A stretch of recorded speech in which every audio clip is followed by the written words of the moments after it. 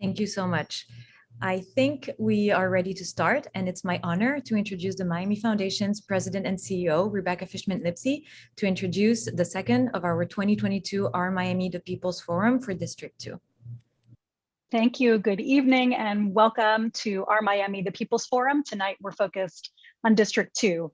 It's an honor to welcome you all in advance of this year's major election season here in Miami, where half of our county commission will be refreshed.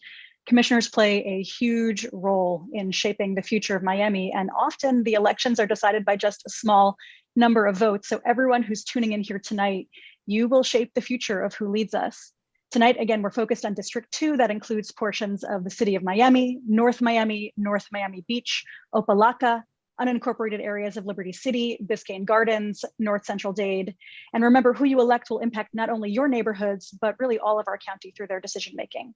Here at the Miami Foundation, we are obsessed with building a stronger Miami for everyone. We're a home base for generosity and social impact, and we bring together philanthropists, nonprofits, businesses, and government to strengthen Miami together. And in the spirit of that togetherness, this forum was a team effort. And I want to say thank you to the many partners who made tonight happen. That's AARP Florida, Aidi Community Trust, Catalyst Miami, the Clio Institute, Dade Heritage Trust, Disability Independence Group, Engage Miami, Miami Homes for All, Miami Waterkeeper, Parks Foundation of Miami-Dade, Radical Partners, Transit Alliance, and many residents and donors and friends who sent in questions that we will hear tonight. And of course, I want to give love to my team at the Miami Foundation, especially Sam and Courtney and Jess. Your work matters and you matter. I'm very grateful. Before passing the floor to Jacqueline, I just want to remind our viewers that these are not debates, these are forums. We're here to lift up ideas, to demonstrate leadership, not to cut anybody down. And I'm hoping that we will model the best of what politics can be.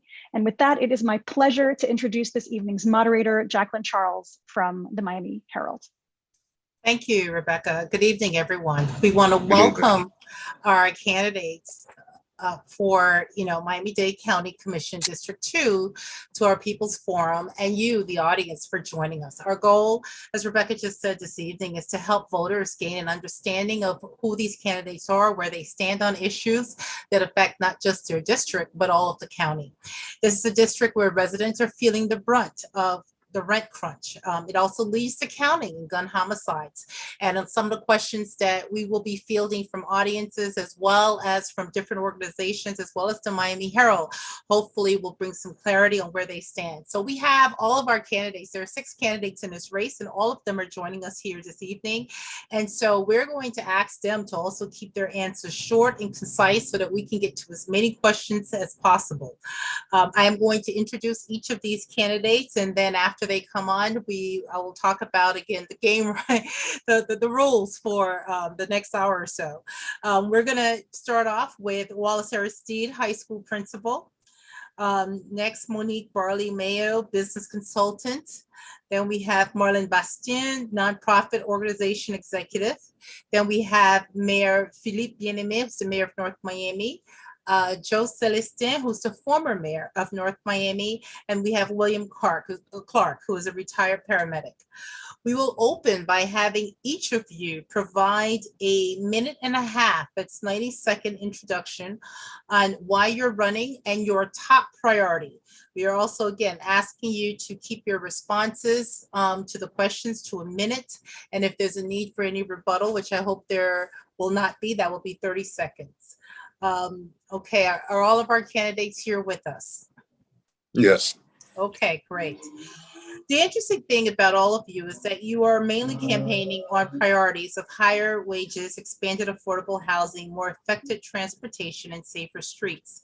So I'm going to open this question up, and I'm going to start in alphabetical order as I introduce you. But the first question is, District 2 is very diverse. How will you, as commissioner, promote a culture of fair representation and inclusivity? This question is actually from Mark Jean-Noel from the Black Alliance for Just Immigration, North Miami. We will start with you, Mr. Aristide. I believe we're gonna make that connection. We've been very fortunate throughout my career to be able to connect with all groups of people. And because we've developed relationships with people throughout District 2, I've been a resident in District 2 since the 90s. So we feel that you've got to, first of all, be able to communicate like we're doing tonight.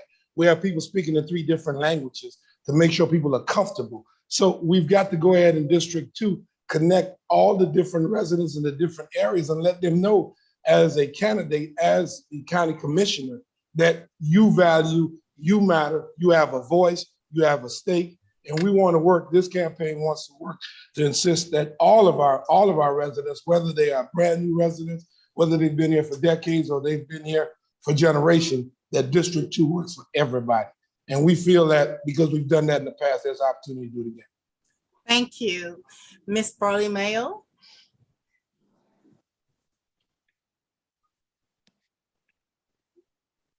She with us? Yes. Oh, Yes, it's your turn. can you hear me? Yes, I can. Oh, okay. Yes. Hi, I am Monique Barley Mayo. I have been a resident of District 2 for over 20 years. I went to Little River Elementary School, which is now Jesse McCrae, Horace Mann Middle, and I graduated from Miami Northwestern Senior High School. I think that District 2 is very diverse. The only way that we can actually get together is to work together and not solely focus on one part of an area of District 2, but focus on the entire areas of District 2. So we all have to work together in order to have a great impactful community for District 2. And that is my main focuses is housing, safety, and bringing back activities and park and recreations. Okay, thank you. And I seem to have jumped the gun a little bit. And Yes, you did. I did, Barley Mayo. Thank you very much. Yes, you did. I'm going to go back to Mr. RC for a minute. If you could just tell our audience a little bit about yourself and your top priority, and then we're going to work our way back. Thank you so much. I just wanted to answer the questions. I know we had a timeline. So just quickly, Wallace Aristide, I've been here as a little baby since 1969. I was raised in Miami. I grew up at 11 Northwest 47 Terrace. I've had a chance to see work with so many different groups of people as a child. We connected with Hispanic community, African American, Haitian American community. So that was part of the culture of growing in Miami-Dade County. I've seen so many changes occur in Miami-Dade County. I became an educator because I fell in love with young people. I became so passionate about getting them a voice, allowing young people to be successful in life. And because of that connection, it allowed me to be an educator. I was very fortunate, as many may have heard. I went to Miami Northwestern and we saw the school become an A. I went to a second school very recently and that school became an A. I just think that seeing young people succeed just means so much to me. And I think when they succeed, their parents succeed, grandparents and others succeed all around them. And that is some of my main focus and priority. And I think housing is going to be number 1, 2, 3, and so on. Safety is going to be very important. And people have an opportunity for employment. I think that's extremely vital. And that's why I came in. I think we can make a difference and we can make a positive impact in District 2 with a positive message. Thank you very much. Madam Marlene Bastien, if you can start by introducing yourself, 90 seconds and your top priority, and I'll come back later to the question, the first question. Thank you so much, Jacqueline, and thank you to the Miami Foundation for this opportunity. It's a privilege to be here. I'm Marlene Bastien. I'm a graduate of Miami-Dade Community College, Florida International University. For the past 40 years, I've worked for 5 years as a paralegal at the Haitian Refugee Center, 13 years as a medical social worker at Jackson, and for the past 30 years, I've been working at Family Action Network Movement, empowering families and giving them the tools to contribute to their own empowerment and development. I've also contributed to campaigning around most of the important issues that impacted the lives of Miami-Dade County residents for the past 40 years, including workers' rights, women's rights, a livable wage, affordable housing, access to basic healthcare, immigration reform, DACA, TPS, and also programs for workers and teachers to have better salaries, and most importantly, climate resiliency. I am a product of Miami since I've been living here for the past 40 years. I've also been the founder or founding board member of most important organizations in this community, including Catalyst Miami, Christie's House, Center for Asian Studies, Florida Immigrant Coalitions, and many others. I'm running to put the 40 years of skill sets to benefit the residents of Miami-Dade County Commission District 2. And as your commissioner, I will work for you, and I'm asking for your support and your vote. Thank you, Madam Bastien. Mayor Bien-Aimé, if you can please introduce yourself to the audience and tell them your top priority. You know, my name is Philip Bien-Aimé, mayor of the beautiful city of North Miami, one of the most diverse community in Miami-Dade County. For the past 9 years, all I've been doing is putting the community together and work with the community to move the city forward. One of my top priority as your next county commissioner is to bring infrastructure improvements, economic opportunity, and bring public safety to District 2. And I've been doing it for the past 9 years in North Miami, and I can do it in District 2. Thank you very much. Mr. Celestin, can you please introduce yourself to the audience and tell them about your top priority?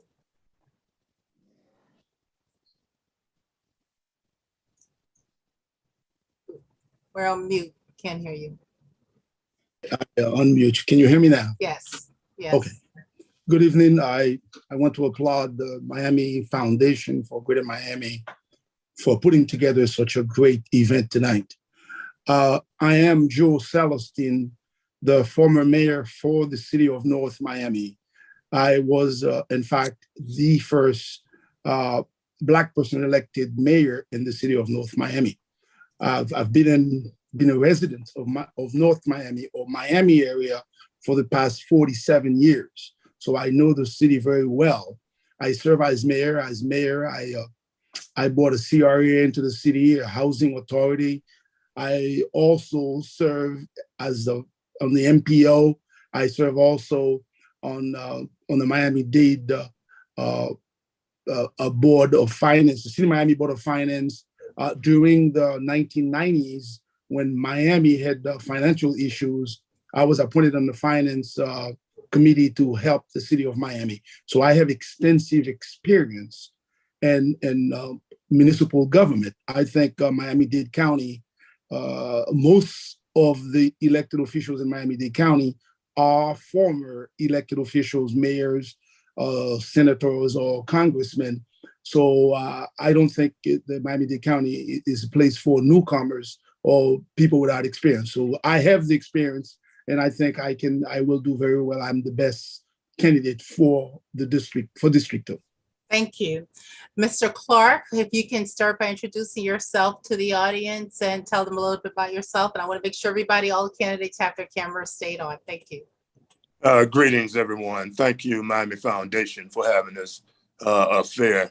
My name is William D.C. Clark. I'm a lifelong resident of Miami-Dade County, born over town, lived in Scott Projects, now residing in the city of North Miami. I've served this community for approximately 40 years, first with my vocations, which was Dade County Parks and Rec. I was a drug and rehab counselor. I worked at Eastern Airlines, and I served 28 years at Miami-Dade Fire and Rescue Department as a fireman and a paramedic. On my advocacy side, my avocation, I own a bookstore, Afro in Books and Things. I am the president of iCare, Inner City Alumni for Responsible Education. While I was a firefighter, I worked with the Reverend John Juice for Haitian rights here in this town. And I'm now the president of DCS Mentoring Program, which mentors young men from the ages of 7 and 17 years old. I believe I'm the best candidate to bring this community together. Many of my opponents, you very rarely see them on this side of the expressway. I'm that guy.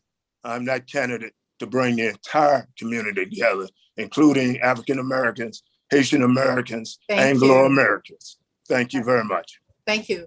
And Ms. Pearlie Maya, I don't want to shortchange you, so I'm going to give you 30 seconds if you wanted to add anything else about, your background for our voters. Yes, so I just wanted to say, as far as like with the experience, my experience is working hands-on with my father, which is the former state representative for District 108. I was his campaign manager in 2016 when he actually was elected for office. So I actually have that experience. Speaking on experience, for what one of my components stated, the experience have people that are there in seats, they actually have experience, but it haven't really gotten District 2 at anywhere at this time. So I want to be the change in our community and show and demonstrate true leadership. Thank you very much. Okay, so I'm sorry about that little, reporters, we mess up sometimes, but we all got it in. And I'm now going to go back to the District 2 question on diversity. And since we have Mr. Aristide answer, I'm going to start with Ms.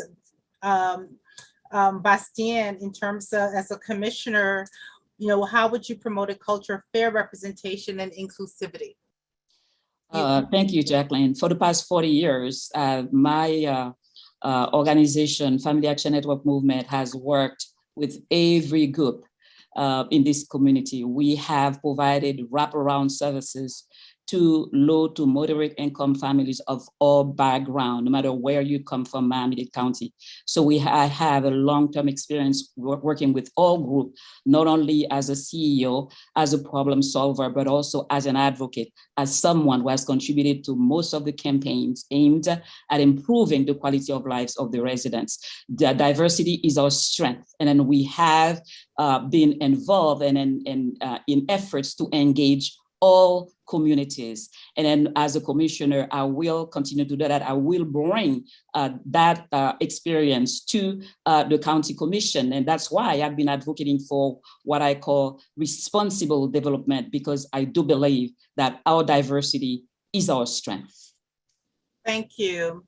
Mayor Bien-Aimé, how would you promote culture of fair representation, inclusivity? Philip Bien-Aimé, mayor of the beautiful city of North Miami, I've been doing that for over 9 years. And you know that the city of North Miami is one of the most diverse communities in Miami-Dade County. And you know, the city of North Miami right now is host of we welcome everybody, whether you from the LGBTQ community, whether you from the faith-based community, we embrace everyone. And for the past 9 years, that's all we've been doing, bring the community together, work with everybody, and making sure we're moving the city forward with everybody. Thank you. Mr. Celestin, if commissioner, how would you promote a culture of representation and inclusivity? You're on mute. Hear me? Yes. Okay. Well, diversity is, I'm the king of diversity in this district. I speak French, Creole, English, and Spanish fluently. My house is comprised of Latin people, Creole, and English.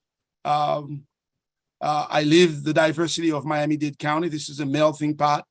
80% of my workforce are mixed, Blacks and Latino. And I am Haitian American. I'm married to a Latin person, and my grandchildren are Latin. My grandchildren are Haitians, and I know better the diversity than anyone else in this group, because I represent that platform. Thank you. Mr. Clark. As a first responder for 28 years, I've served every inch of this community on a fire truck or as a paramedic. I've been in several homes trying to save the lives of individuals who did not look like me. My mantra was to treat them as I would treat my own parents, treat them as I would treat my own family, treat them as I would treat anyone else in this community, with top-notch service and with respect. I will carry that same mantra into the office of Commissioner in District 2. Thank you very much. We're going to move on to the next questions because I did get Ms. Barely Mayo on that question at the beginning, but I'm going to start with you. And the next question for our candidates is, what is your position on incorporation? Would you sponsor an incorporation study, and should the North Central Dade one continue like Monesteem wants? We're going to start with Ms. Barely Mayo. Your position on incorporation, and would you continue with the study? You have a minute. Yes, mine is short and simple. I'll just answer yes, I will continue with the study. Can you tell us a little bit more why you support this? I don't really have, a definite answer on why, but that's why I continue to support it and to actually support the study, because once I study it and get a better understanding, then I'll be able to elaborate on it a little bit more. Thank you very much. Ms. Bastien, what is your position on incorporation, and would you sponsor an incorporation study? And should the North Central Dade one continue? I do believe that our democracy is stronger with an informed and active constituency. So I believe in the will of the voters. So of course, I will respect the will of the voters. Once I know more and I assess everything, I will respect the will of the voters. Burnside. Thank you very much. Mayor Bien-Aimé, do you support incorporation, or what is your position? And would you sponsor a study, and should the North Central Dade one continue?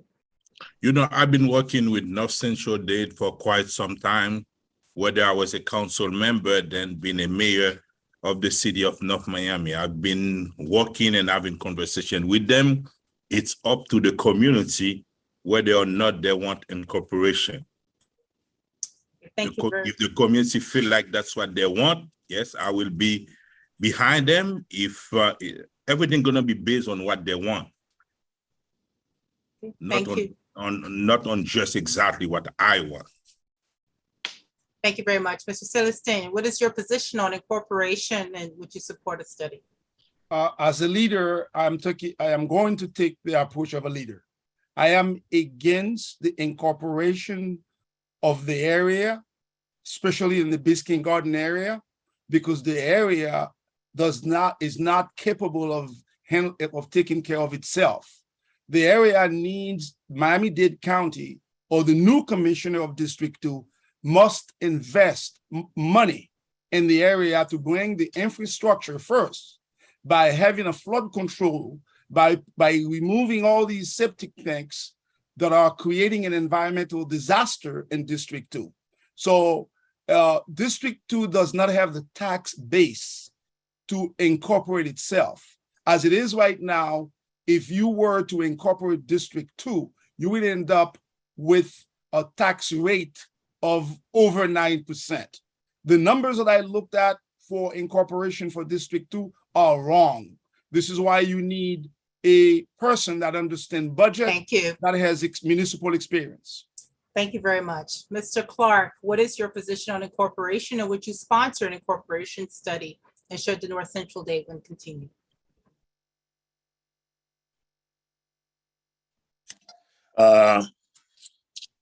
I agree that a study should continue. My opponent bring up some good points, particularly with sewer and things of that nature. However, I also agree with the fact that 20% of the residents should be at least on board before that incorporation goes through, or at least take it to the voters for approval. Thank you very much. Mr. Aristide, your position on incorporation, would you continue with the study? Do you support it? Yes, of course, they got to continue to study. That way the people have a right to decide what they want. I think it's going to be at the will of the voter as to what they like to see, whether they like to see incorporation or not.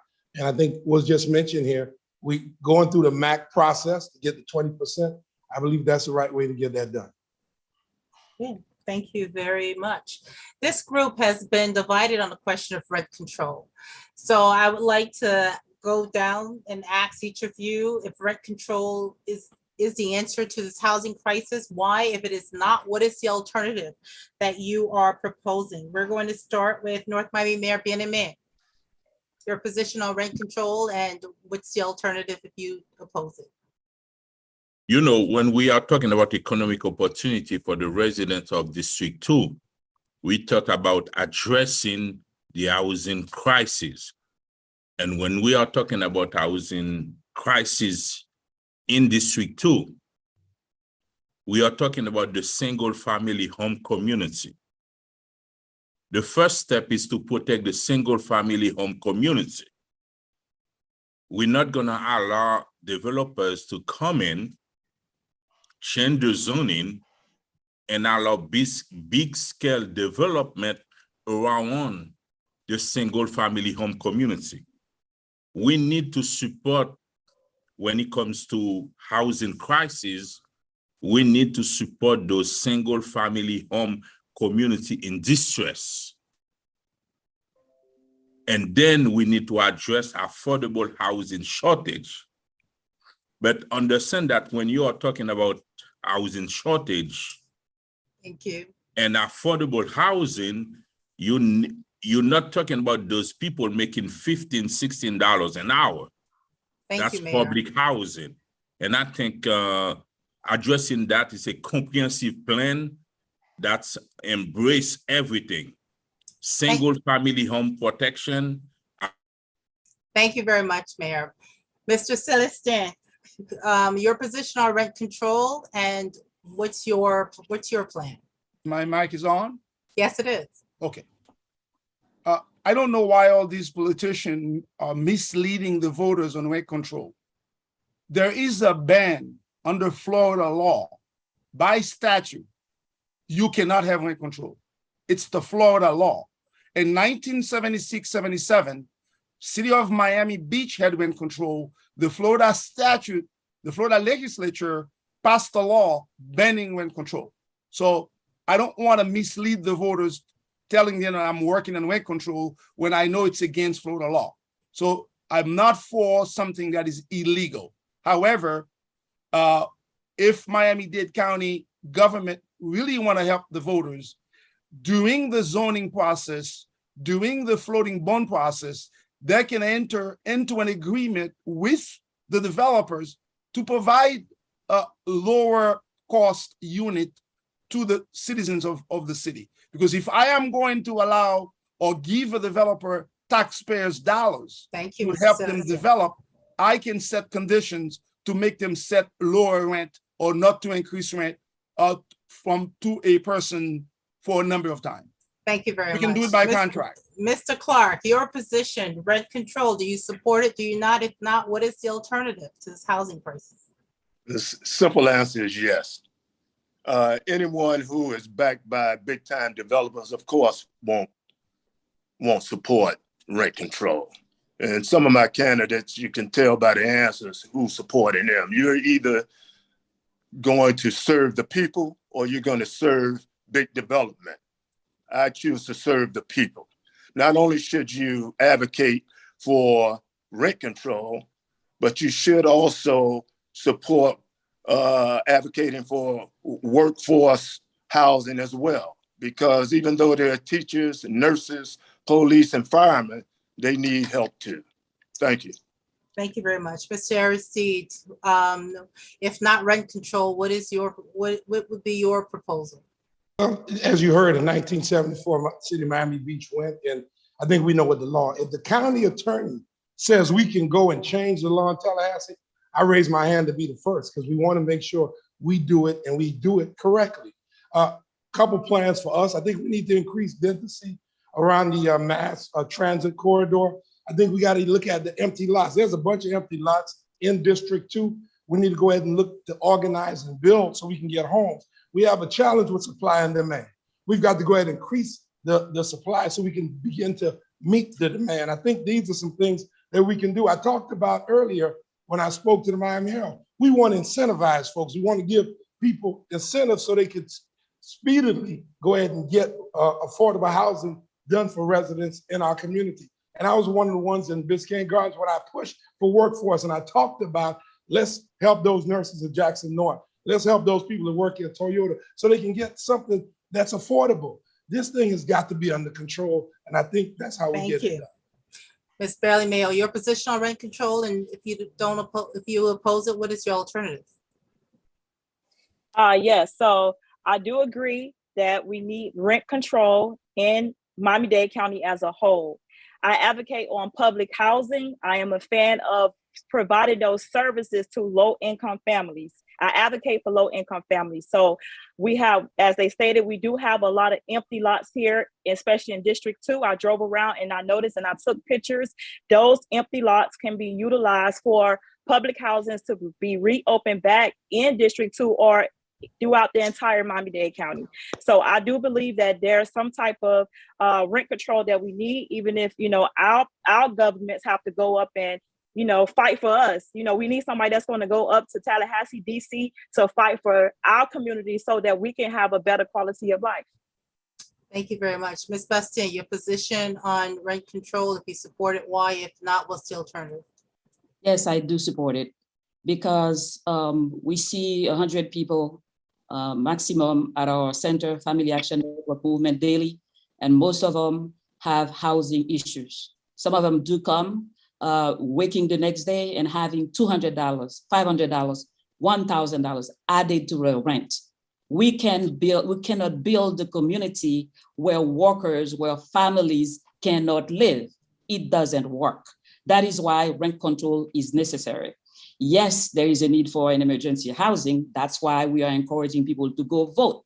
But we know that if there is a study showing a need for it, it can be done. And I'm happy to see that the mayor and her staff have started on and then passed recently a resolution to start looking into this issue, because Miami is the capital of the Americas. A lot of people are coming in, but we need to be able to protect those who live here, those who built their communities out of sweat and tears. We ought to create conditions for those who work in our community. Thank you, Ms. to be able to live there, to live here. All right, we're going to return back later, hopefully, to the housing question, but I'm going to move on right now. We have a question from Fred Simmons Jr.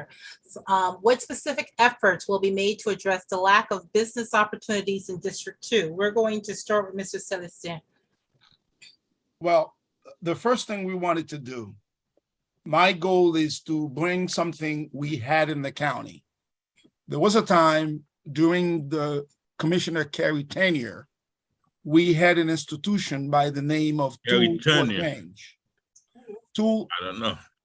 You talk about 200 years ago. Oh. Can't do that. Okay. What is going on? Can I continue, please? Yes, please continue. Okay. Under the leadership of Barbara Carey Schuler, we had Tools for Change. Tools for Change was an institution who was there to help small businesses, because we do know small businesses create jobs. So we need to help these entrepreneurs by teaching them how to do business with the local government in the county. The problem that we have is that they do not know how to do that. We need to help them. Also, at the county level, we need to start breaking the contracts, because before we had small contracts. Now we have them bundled so big where small contractors, small businesses cannot compete because they cannot get the bid bond to compete. Thank you when very I'm much, elected county commissioner, I will work with the county commission to ensure that we can. Thank you, Mr. Celestin. Mr. Clark, what specific efforts will be made to address the lack of business opportunities in District 2? One of the first things we have to do is make sure our infrastructure is straight in District 2. We're still on old sewer lines instead of main sewer lines. A situation just that alone will prevent big time companies from coming in and putting up shop. So we have to address the infrastructure first so we can make it suitable for big business to come in.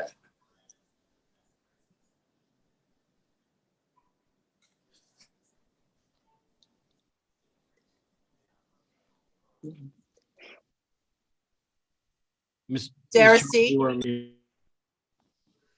Thank you very much. Thank you for the question. As somebody that owned a business for years in District 2, I think a couple of things are extremely important.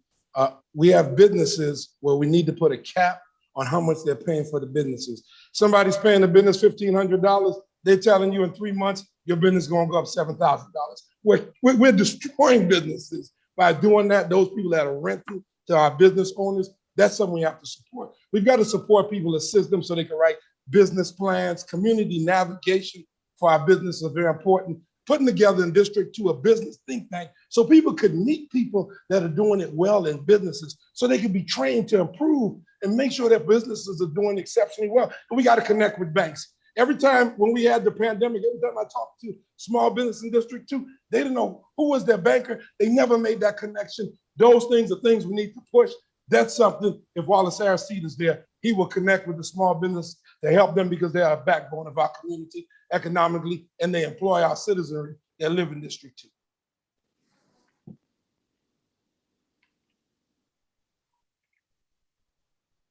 This opportunity, how would you address it?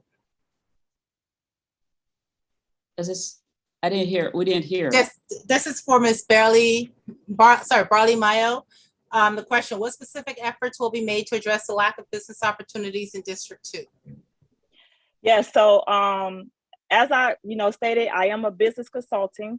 So, what is needed in District 2 is minorities need to have access to grant funding and loans to keep, to help them jumpstart their businesses.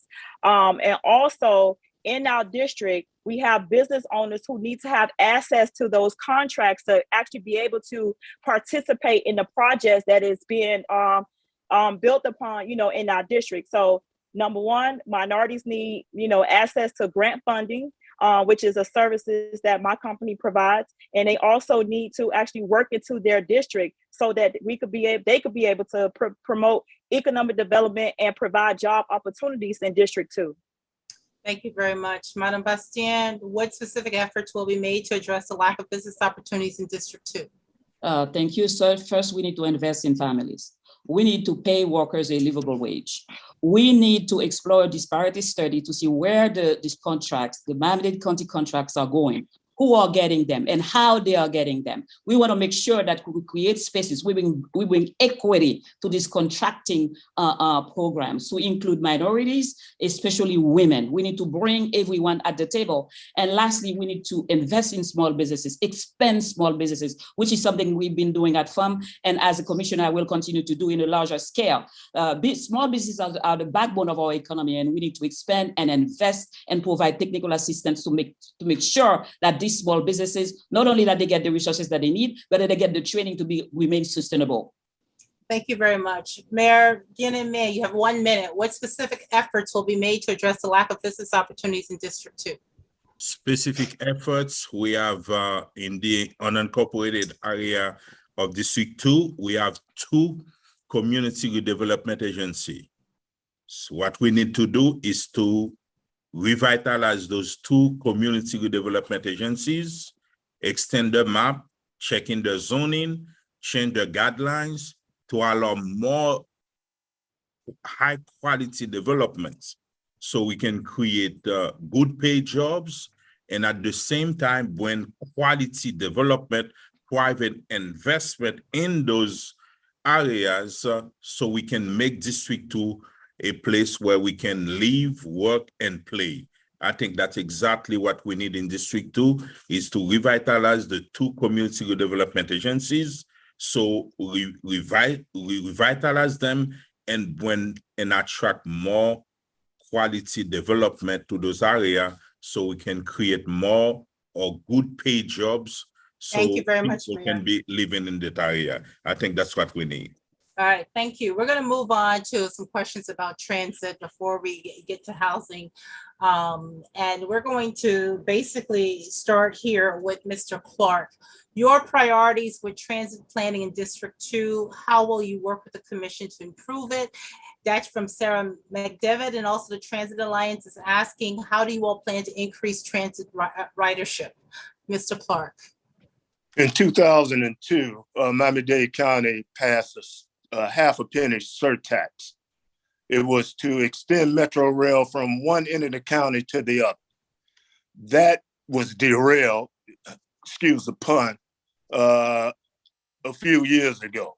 I think we need to bring that idea back, revisit paying more of a surtax to get that done, because it's very important. With gas high, with the economy on a slowdown, public transit is very important for most of the people to get to part unknown, to their workplace, back to home, and so forth.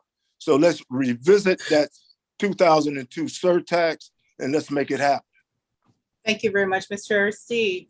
Your priorities with transit planning, how will you work with the commission to improve it? And how would you increase ridership? Let me talk about this. We have a smart plan that's going to come through District 2. It's going to start from 135th on 27th Avenue to 58th Street. The infrastructure around there has got to support people that live in the community, opportunities to expand, opportunities for people to get jobs, opportunities for people that live in that area to be able to work in that area.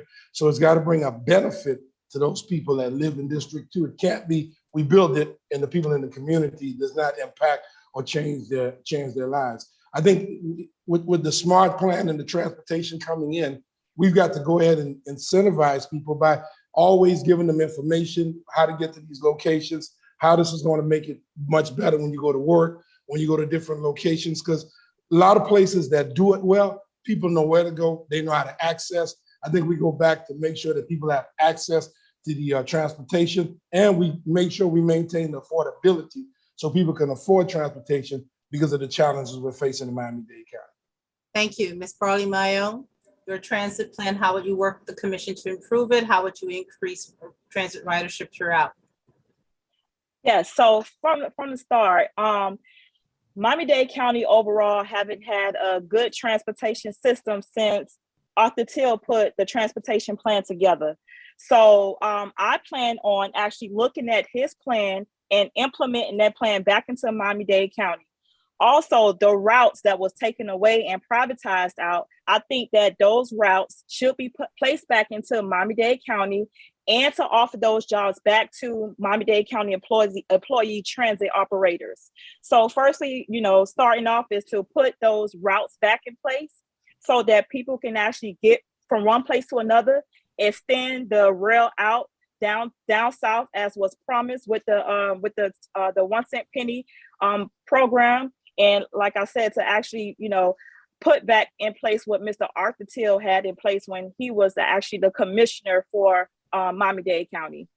Thank you. Ms. Bastien, what are your priorities of transit planning in District 2? How will you work to improve it? And how do you propose increasing ridership? Yes, first, thank you so much. First and foremost, we need a comprehensive plan to determine how much money is left from the half penny sale tax, to see how we can develop a comprehensive plan to bring transit to the 21st century. We need to humanize transit. We need to create and develop more shelters, and then also bring security to around the shelters. When it rains, for example, our riders are at the mercy of the elements. When it's too hot, they are dying of heat, and then when it's raining, they are all wet. So we do need a plan and to determine how we're going to spend that money to bring transit to the 21st century, either in investing in light rail, and also use money from the American Rescue Plan to invest in our infrastructure. For the first time in history, we have this dedicated source of money that we can use to improve our infrastructure, including transit. I think we should do it, but one commissioner will not be able to do it by herself. We need to work in collaborations with the mayor and her staff to do it. Thank you. Thank you. Mayor Bien-Aimé. I've been sitting on the TPO, the Transportation Planning Organization, for over 3 years, and even before in 2013, I was on that commission. And it's a simple answer: extend Metro Rail.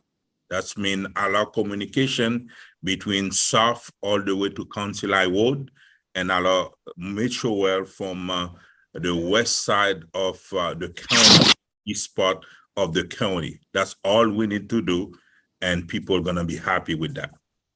Okay, thank you. Mr. Celestin. Can't hear you. Can you hear me? Yes. Okay. I will continue the rail system that was proposed years ago and stop on 79th Street. I will do that along the 27th Avenue corridor, all the way to county line. I applaud the county also for building the new station right on at the Golden Glade. So I would put more buses. I will create more routes throughout the county. And I'm also in support of the monorail to the beach. I would also propose or ask or finance or co-finance or assist any entrepreneur who would like to take a ferry from Bayside, designing a ferry from Bayside to Miami Beach. I think that would help very much. A lot of workers would leave their cars downtown and then go to a ferry, and that would minimize traffic and help a lot. Thank you very much. So we're staying on this trend because the Disability Independence Group, they want to know, what would you do to expand access to affordable and accessible transportation for people with disabilities here in this county? Let's start with you, Mr. Aristide. Your specific plans for people with disabilities. I think the plan is you got to have accessibility. You know, people with disabilities, sometimes they may be on a wheelchair, they may be using a device. You've got to be able to have them have access so their device can be used, and you've got to allow them to have space. So when they go in there with their device, we've got to go ahead and invest more money for people with disabilities. We've got to prioritize. It's got to be a priority for us to help people that have disabilities so it can be affordable and they can have access and they can be able to use transit so they can connect where they need to connect to. Thank you. Ms. Barley-Mayo, what would you do to expand access to affordable and accessible transportation for people with disabilities? So my team and I, we came up with, we're working on a plan, and it is to create like a free service to actually allow the disabled people to commute from one place to another. Actual free programs for someone to actually take them medication if they're severely ill and needs to be medicated.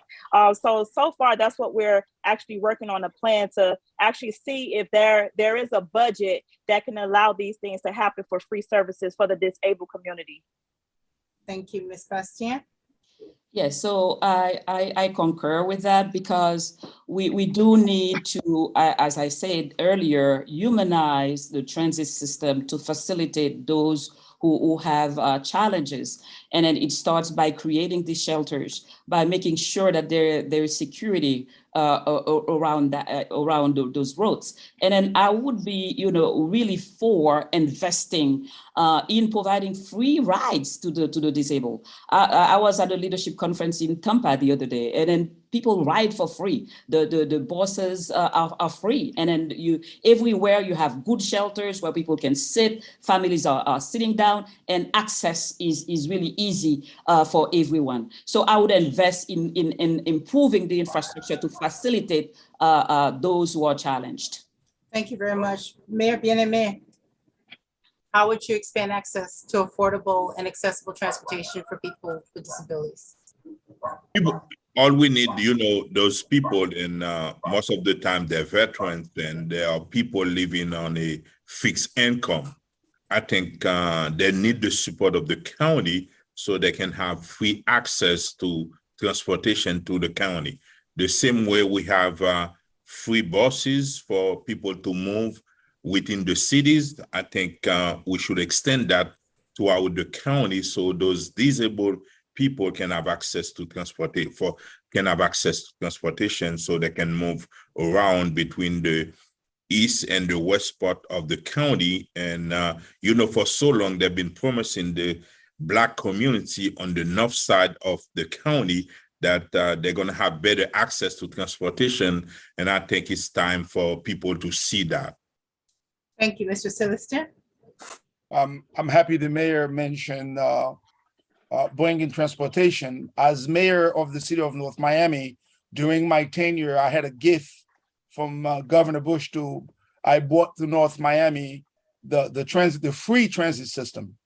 And I think for the disability right now, what we need to do as county commissioners, we need to retrofit more buses with handicap access, wheelchair access. We do not, as it is right now, there's a lack of access. Not all the units have handicap access. So we need to have more units with access on the road. So a handicapped person would not have to wait.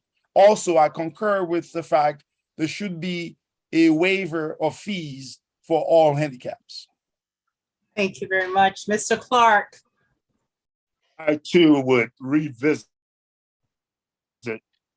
every entity that deals with handicaps and see whether or not we can improve it.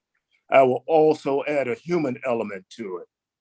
Hire individuals to assist individuals with disabilities, boarding buses, boarding trains, boarding metro rails, boarding major entities around the county, and make sure that they have the help that they need. I think that would be money well spent. Okay, thank you. We're going to go countywide. As you all know, the current county commission has twice delayed a vote on expanding the urban development boundary for commercial project in South Miami-Dade County, sparking a fight between environmental groups and developers. So if each of you can tell me, where do you stand on maintaining the urban development boundary line that prohibits development in the Everglades? Ms. Barley Mayo, we'll start with you. I don't have an answer to that question because I need to do, my further research before I give an answer, because I would like to have a sound answer with that. Thank you very much. Ms. Bastien, where do you stand on maintaining the urban development boundary line? Yeah, I do not support expanding it.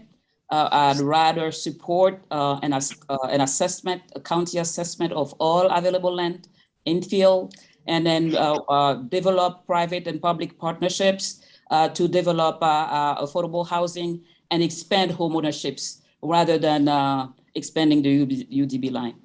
Thank you. Mayor Bien-Aimé. Right now, I'm talking to both groups, and whoever is for it and against it. And I think the approach is to put together a comprehensive plan on how to develop the entire county and see what do we have available that's been undeveloped land before we talk about extending the UDB line.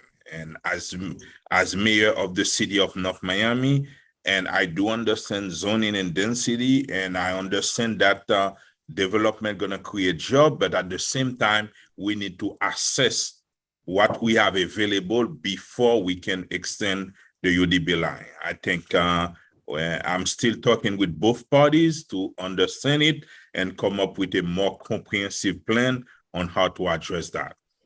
Thank you, Mr. Celestin. Well, I am totally against going outside the boundaries. There is an application currently for 800 acres development before the county that is due on September for review. I'm praying that the county will reject that. The application was for an industrial zoning, which meaning that it's the most liberal type of zoning there is. That development will be at 3 miles away from Biscayne Bay. The issue we have with greenhouse gas, the issue we have with the agricultural area, the Everglades, these folks want to build in the Everglades. They want to damage the quality of life that we have currently. So I am against going beyond the boundaries, and I will not support anything, whether it's affordable housing in the boundaries, because as it is, Miami-Dade County staff did not recommend that proposed application. They rejected it. So I don't know why the commissioner is even entertaining it. So thank you. I am against it. Yeah. All right, Mr. Clark. I had this conversation earlier today, and I consider myself a true naturalist. So I want to protect the land, the water, and everything it does when making Miami-Dade the beautiful place that it is. So I too am against building outside of those boundaries. And I would again side with those who want to protect the ecosystems here in Miami-Dade County. Thank you very much, Mr. Aristide, your position. I think our focus has got to be what we can do right now in the urban development. We're talking about going outside. I think Jose Pepe Diaz and others were talking about, let's look what's available within the urban boundary. Because when you walk around District 2, we can see there's a lot of empty and vacant lots. If we can look at opportunities for land use, if we can look at a comprehensive plan with the zoning, a plan where you can have businesses in some of these lots, not only businesses, very similar to what you have in other areas. You have business, you have residential, so people are close to where they work, close to where they live. I think those are the things we need to look at. Look at a multi-use zoning to be able to do some things in District 2 to better help our residents. I think that's where the focus is in. Let's go ahead and get the infrastructure. Let's deal with some of the things that were mentioned here, the flooding and the other issues that are adversely impacting our residents. All right, thank you guys. We're moving to the last mile here. We're moving on to housing. We got a lot of housing questions, so we're not going to get to all of them. We're going to start with Ms. Bastien. What will you do to preserve affordability and prevent displacement in the neighborhoods facing even more gentrification pressures in the wake of COVID-19? I have led the fight against displacement, gentrification and displacement for years. I believe that our county is beautiful, our state is beautiful. And as I said earlier, we need to create spaces where those who build their neighborhoods, their communities are able to live in them. I would first work with my fellow commissioners and the mayor and staff to develop a plan. And there are a lot of empty lots around Miami-Dade County, build public and private partnership to build affordable housing, protect existing home ownership and expand and invest in additional home ownerships. I believe in creating a Miami-Dade County and a District 2 where everyone can live and raise their families in respect and dignity. Thank you, Mayor Bien-Aimé. You know, my good friend Marlon Bastien talked about affordable housing, but you do understand when you're talking about affordable housing, those people making $15, $16 an hour won't be able to afford anything. Meaning what? We need to address housing on a comprehensive way. We need to build a mixed-use, mixed-income housing so we can address public housing for those people making $15, $16 an hour. Because if you're looking at our guideline and you're looking about the definition of affordable housing, you're talking about professionals. What about to those brothers and sisters making $15, $16, $17 an hour? I'm not in favor of building projects throughout the county, but I'm in favor of anybody coming to the county and want subsidized from the county. You need to add public housing within those developments. Thank you. Ms. Bastien, I'm giving you a 30-second rebuttal since the mayor signaled you out in his comments. First of all, affordable housing is defined as housing, period. And not only that we need affordable housing, but we also need to increase salaries because for the past few years, salaries have remained stagnant. $15, $16 an hour cannot cut it anymore. We've led a fight for $15 an hour, but the cost of living has increased. We need to vote for people to earn more money, pay people better so they can afford affordable housing. And of course, I'm also in favor of providing subsidies and a safety nets for those who need assistance, Thank you, especially our elderlies. All right, Mr. Celestin, what will you do to preserve affordability and prevent displacement in neighborhoods facing gentrification pressures in the age of COVID? The first thing I would do is create good paying jobs by training people, training our residents, our people in the neighborhood, so they have a skill to earn more money. I can't focus on people making $15 per hour. That's not enough. The best way to attack that is to train people, make sure that the county would invest in training school, that we can create more plumber, more electrician, more carpenter, and more surveyors, jobs that are paying $30, $40 an hour so they can afford it. The process that we currently have is keeping people under $15 an hour. They can't survive. They cannot compete. The other issue that we have, we need to streamline we need to work with the county. So a developer seeking a building permit for development will not have to wait 2 years to get a permit. As it is right now, we have a crisis, but it takes 2 years to get a building permit. Thank you, Mr. Celestin. Okay, guys, the question again, what will you do to preserve affordability and prevent displacement in neighborhoods facing gentrification pressure? Mr. Clark. Well, unfortunately, people making $15 an hour is a part of your district. They're a large part of your district. And yes, they should be considered, as is affordable housing and again, workforce housing. So I'll do everything in my power to protect those individuals, to create new housing in those lands that are available. The county, as Mr. Aristide said, had various parcels of land that can be used for each. So I will work with her, not only with rent control, but finding those parcels of land that will help each individual in this county live a respectable life. Thank you. Mr. Aristide. This is something I'm extremely passionate about. I came from a single parent and it was tough for us. I deal with parents every day that are homeless, they're losing their homes, they have no place to stay. So this really tugs and pulls at my heart. I think you got to connect with people with community navigation. How do they apply for Section 8? Make sure we have things in place so those people that are not making that type of income, they have a place to live. I think something also that's important, we've got to train people. One of the big things we did, we looked at programs where we had people that learn vocations. When a child leaves a program and they go to Braman Motors making $30, $40 an hour, they make the most money out of everybody inside their house. So that's the type of stuff that I worked on. That's the type of stuff that I believe that we go to District 2. We are very sensitive to that. We're sensitive to people that are making $14, $15, or $13 an hour. That's a challenge. In Dade County, people are getting priced out. We've got to control that. We can't lose residents that help build Miami-Dade County. Thank you. Ms. Barley-Mayo. Yes. So you're looking at a person that was once homeless and is a product of public housing. I drove all the way to Washington, D.C. to visit the corporate office of public housing to find out why Miami-Dade County public houses do not have self-sufficient programs.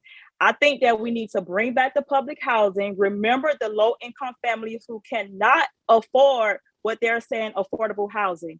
Bring back public housing and implement the self-sufficient programs back into public housing so that those individuals are able to get good paying jobs and so that they can graduate and become first-time home buyers. Thank you very much. This next question along the same line is from IT Community Trust. How will you, as commissioner, ensure housing stability for renters facing mounting debt and potential eviction and with prospective buyers who cannot afford to enter the market? Mayor Bien-Aimé. What we need to do, and we need to bring, I was looking at the upcoming budget where the mayor proposed a 1% cut when it comes to the property taxes, so they can spend $45 million and addressing housing crisis in Miami-Dade County. I think $45 million is not enough. We need to increase that. That's why I'm reviewing both budgets or both proposals. First of all, the mayor's proposal and the commissioners who want a 3% cut, because 3% cut is good, but it's the type of service that's going to be cut to the people. I think addressing housing crisis in Miami-Dade County require a comprehensive plan where not only we're going to protect the single family home community, Thank you, we're going to Mayor. address the shortage, and at the same time, we need to address rent control on a comprehensive way. Thank you, Mayor. Mr. Celestin. It goes back to a supply and demand. If we have more units, there are more units available, we will drive down the prices. So we need to build more units. We need to make more units available so we can control prices. And the other aspect of this, as I said earlier, Miami-Dade subsidized by give money to developers that are building affordable housing. Miami-Dade are currently changing zoning laws to allow higher density in an area of low density. During that process, Miami-Dade can enter into an agreement with the developer to provide a low income housing or certain price range of housing, not to go above that price for a 2-bedroom or 1-bedroom or 3-bedroom. That part we need to do. That is very important. Gentrification it's a business decision. If they come to you and they want to pay you so much money, you want to live, you want to go away, and that is going to be tough. Thank you, Mayor Citizen. Mr. Clark. Well, Miami is quickly becoming another New York or San Francisco, where the question of density has to be considered. You have people coming from all over the world who wants to live in this area, and for good reason, weather, and so forth. But the public, as we see it now, are going to get priced out. So unless we visit the question of density building up and congesting certain areas that's designated for low income or affordable housing, then the answers are few and far between. Mr. Aristide, how will you ensure housing stability for renters facing mounting debt and potential eviction and with prospective buyers who cannot afford to enter the market? I think we've got to go and look at caps. I think it's we got to discuss that at a county commission, because legally you could look at 5% or less on increases. I think what is hurting a lot of the renters, I've been renting a place for, and we're dealing with real people. I've been renting a place for $1,000. You telling me in 3 months it's going to be $3,500. That is something that we need to look at to be able to support those renters. And I think Dade County is already putting some things in place based on what I've seen at the county commission to be able to protect renters, so renters are not being put on the street automatically. Because this is something that is a major concern of mine, because I deal with that all the time. So working with the county commission to be able to protect renters, protect the prices, really advocating for people to have affordable prices that they can live in no matter what their income is. Mr. Aristide, that sounds like rent control, but we're moving on. Ms. Barley-Mayo. Well, can I, since you got to give me 30 seconds. You mentioned it. Okay, go ahead. I'll give you 30 seconds. You got to give me 30 seconds. You mentioned it, Madam Moderator. Yourself. And I'm glad you said that. Madam Moderator, I said in my conversation at the beginning, I'll be the first to go to Tallahassee if we could change it. I said that. Madam Moderator, I deal with people that have challenges every day. I deal with people that are on the streets. I work with that. They call me all the time. I had a dad, Madam Moderator. He said they wouldn't help me, Mr. Aristide, because I'm a male. And we went and we fought and we helped them. I know the people at Camila's house. I got their names. I know Hilda and others. This is something I deal with all the time. Thank you, Mr. Aristide. Thank you. Ms. Barley-Mayo, how will you ensure housing stability for renters facing mounting debt and potential eviction? Yeah, so only people that's in the real estate industry would say that we need to build more housing. We don't need to build more anything. We need to focus on the issue we have now. We need to teach the people how to budget. We need to create a financial literacy program.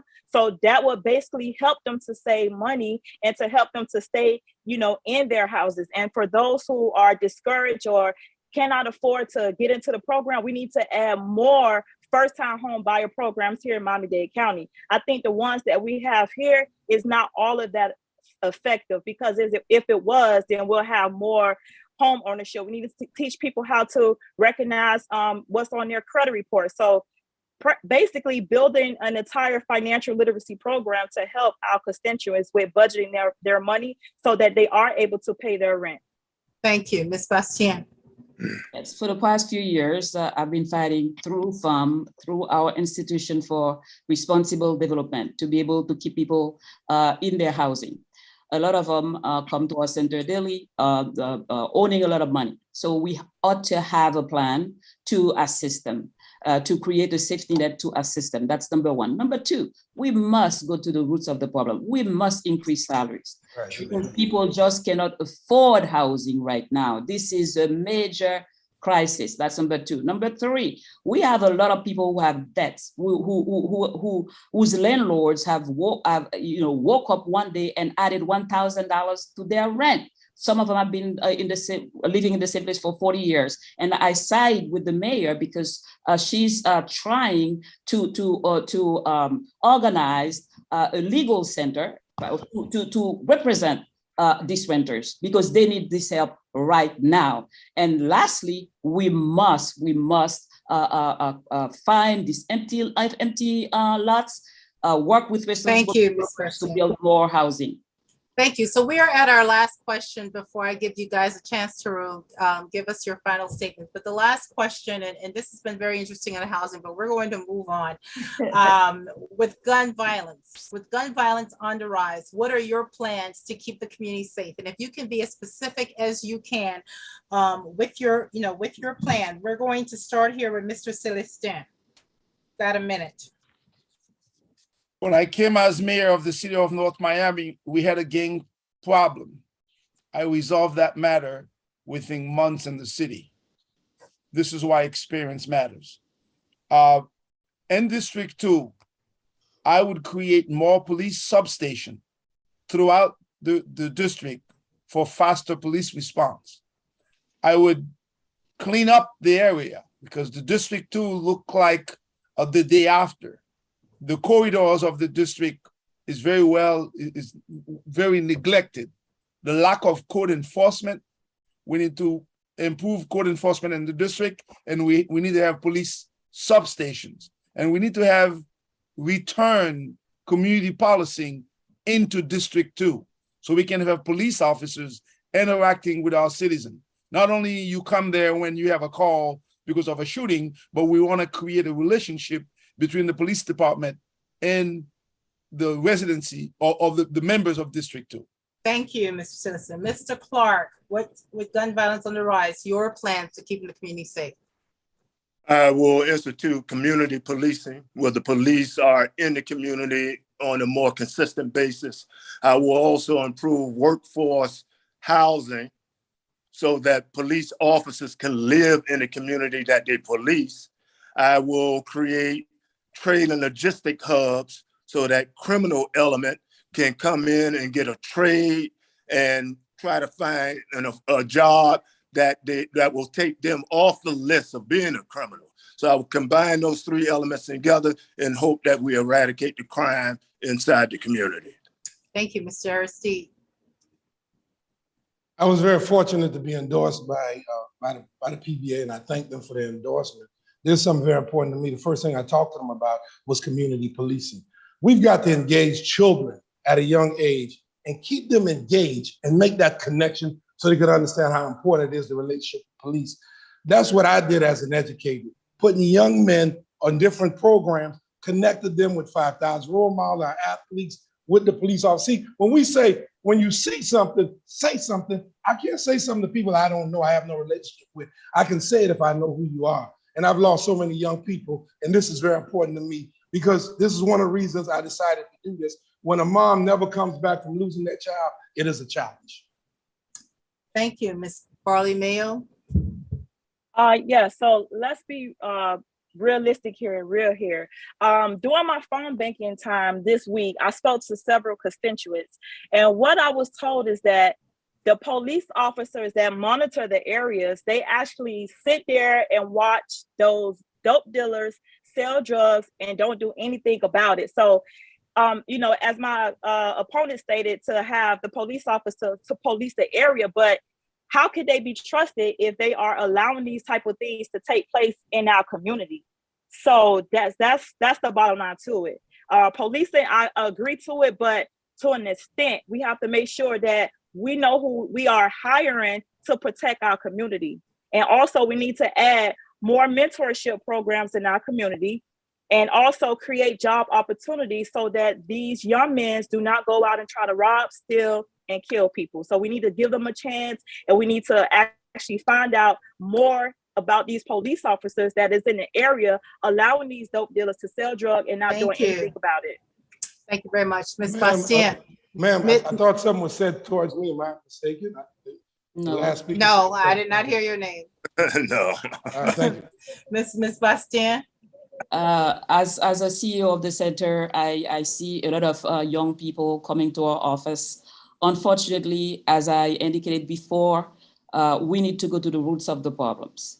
We need to invest in families. We are the most powerful nation in the world, and yet we invest very little in our families. That's number one. Number two, there have been a lot of disinvestments in the school programs that keep our youth busy and engaged. We've disinvest. We've taken money out of the music programs. We've removed them, sport programs. Every program that aims at getting our youth engaged and excited, we've taken out of the public schools. We need to bring that back. We need to invest in families and reinvest in these programs, because if you don't go to the roots of the problems, you will continue to be reactive. Yes, community policing is one, but if we invest in these families and keep these youth occupied, because they're not born criminals, then you won't even need the police. We don't, because we also have problems with the police. Invest in families and invest in these youth. Thank you. Mayor Bien-Aimé. I think I'm the only one in this room with experience when it comes to deal with the police department. In North Miami, actually, we reduced crime by 23%. How did we do that? It's community policing first, and then we provide the police department with the training and equipment they need. And on top of that, we're making sure that the police department reflect the community they are serving. If you see the chain of command of the police department of the city of North Miami and the police officers on the street, you will see they reflect the community they represent. What we need to do is not only provide the police with the equipment and the training they need. On top of that, in North Miami, we create the Citizen Investigation Board to oversee police behavior. And we bring different programs to the youth so we can address gun violence, and we can make sure that we can keep the youth busy. All right. I want to basically thank all of you, and especially our audience who have stayed with us through this very interesting discussion. I mean, honestly, we can go all night, especially on the subject of housing, but we don't have all of that time. So I'm going to ask each of the candidates to basically give us a closing remark. You're going to have 90 seconds to do that. And while you are free to tell voters what you would like for them to know, I would like to just put a question out there that you may want to incorporate in your answer. And basically it is, why should the voters trust you? And we're going to start with Mr. Clark. We're going to do the reverse order than what we did with our intro. Okay, again, I've been serving this community for 40 years, whether through my job descriptions or my advocacy. I've served each and every inch of this county, particularly this district. I lived in this district for 34 years, and I'm a servant, not a politician. You can trust me because I have the receipts. You can research those receipts and see my work. You don't have to guess it. I'm not for big time development. I'm for the people. I will side with the people most of the time, if not all of it. So research me and elect DC Clark as your next commissioner. Punch 109, and you will see me more times than you care to see me. I'm not one of those politicians that you have to say that I never saw you while you were elected. You're going to see more of me than not. Thank you very much. Thank you, Mr. Celestin. I have a record as the two-term mayor of the city of North Miami. I redeveloped North Miami. I created the biggest engine in the history of the city of North Miami, the Biscayne Lending. When I was elected mayor, Biscayne Lending area was a dump. With my vision, with the support of the council, I created a $400 million engine as a CRA. I created a housing authority. I brought that diversity Mayor Bien-Aimé spoke about earlier. Under my tenure as mayor, I diversified the city of North Miami Police Department. I made sure we had more Latinos, more Blacks, more Anglo.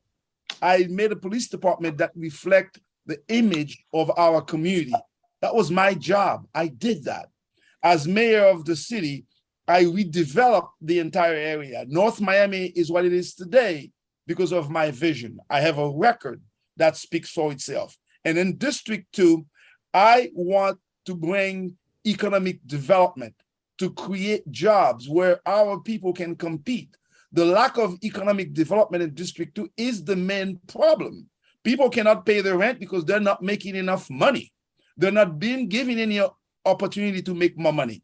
As your commissioner in District 2, I will give incentive to corporation to install within the district. Bien-aimé. Yes.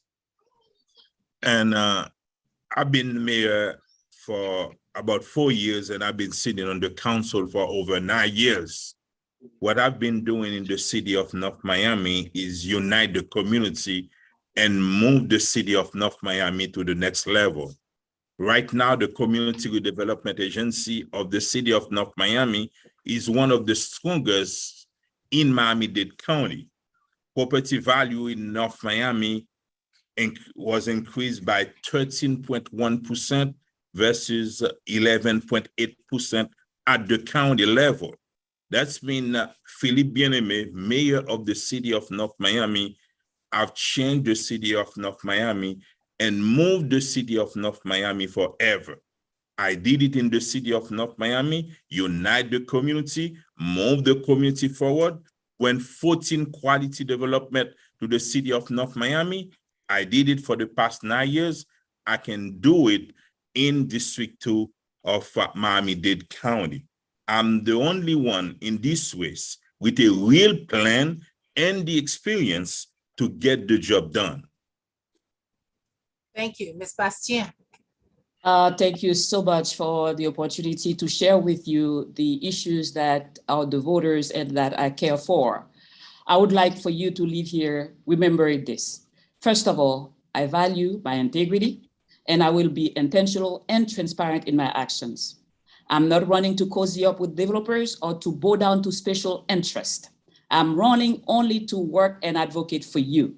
I've been doing this for the past 40 years, which is why I've garnered the endorsement of SEIU Florida, Florida Immigrant Coalition, Florida Votes, Florida Rising, the Miami Herald, Young Democrats, and DC Democrats.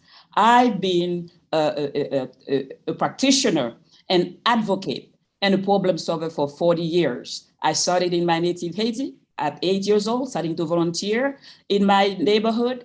15 years old at Albert Schweitzer Hospital. 40 years, I started as a volunteer, and I've been participating in every effort, every campaign to improve your quality of life. As your commissioner, I will continue to do so because that's what I've been doing for 40 years. I will not be working for the special interest. I will be working for you. That's why I'm asking for your vote so that I can put all the 40-year skill sets that I've acquired to work for you as your commissioner. Thank you for your vote and for your support. Thank you. Ms. Barley Mayo. Yes. Thank you for this opportunity to allow me to be on this platform tonight. Basically, we need to bridge the gap. I'm looking to bring fresh ideas. I'm looking to actually bring true leadership skills in Miami-Dade County, basically District 2. We need someone that's fresh-minded.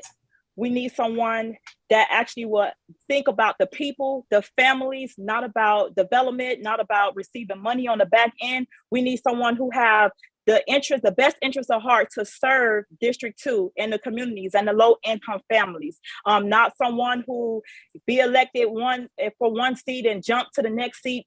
When you see someone that does that, that's the person who do not have the best interest of heart for District 2 or for Miami-Dade County. So I will be the one to actually serve our people, and also to trust me. We trust this seat has always been a male seat.